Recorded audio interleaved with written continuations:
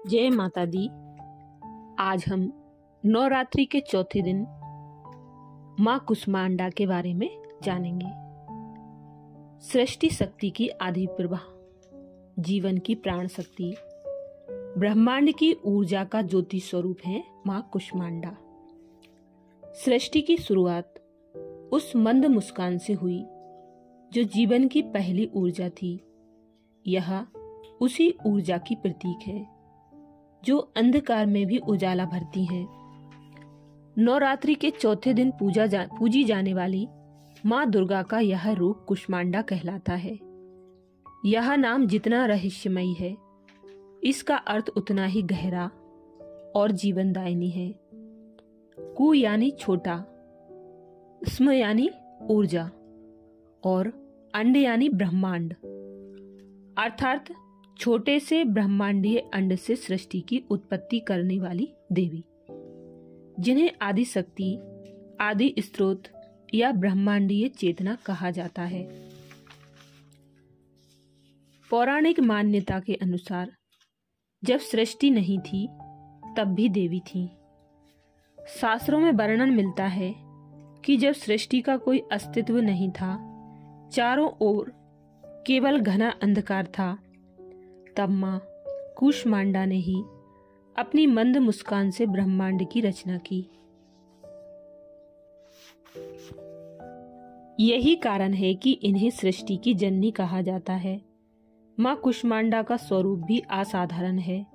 8 भुजाओं वाली देवी के हाथों में कमंडल, धनुष, बाण, कमल, अमृत कलश, चक्र, गदा और सिद्धियों की माला होती है। उनका वाहन सिंह है जो वीरता और आत्मबल का प्रतीक है।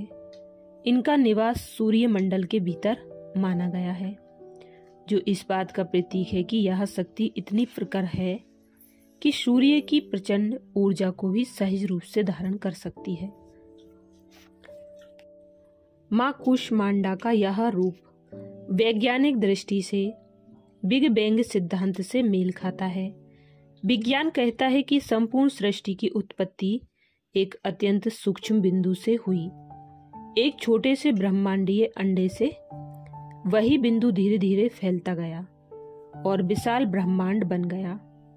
यही संकेत माँ कुष्मांडा के नाम में छिपा है। ऊर्जा का यह क्रमिक विस्तार, सूक्ष्म से स्थूल की यात्रा, ब्रह्मांडीय चेतना की अद्भुत प्रक्रिया है। यह प्रक्रिया केवल वैज्ञानिक नहीं बल्कि आध्यात्मिक और चेतनात्मक भी है। इसीलिए कुष्मांडा के रूप को ऊर्जा की उद्गम स्थली माना जाता है। माँ कुष्मांडा का रूप सिखाता है कि हर बड़ा निर्माण एक छोटे विचार, एक छोटी ऊर्जा से शुरू होता है।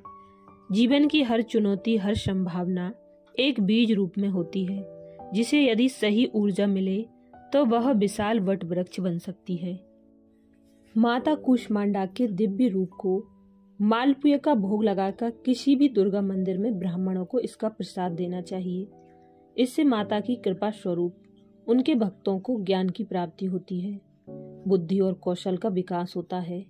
देवी को लाल वस्त्र, लाल पुष्प, लाल चूड़ी भी अर्पित करना चाहिए। देवी योग ध्यान की देवी भी है। देवी का यही स्वरूप अन्नपूर्णा का भी है। उदर अग्नि को शांत करती है। पूजन के बाद देवी के मंत्र का जाप करें।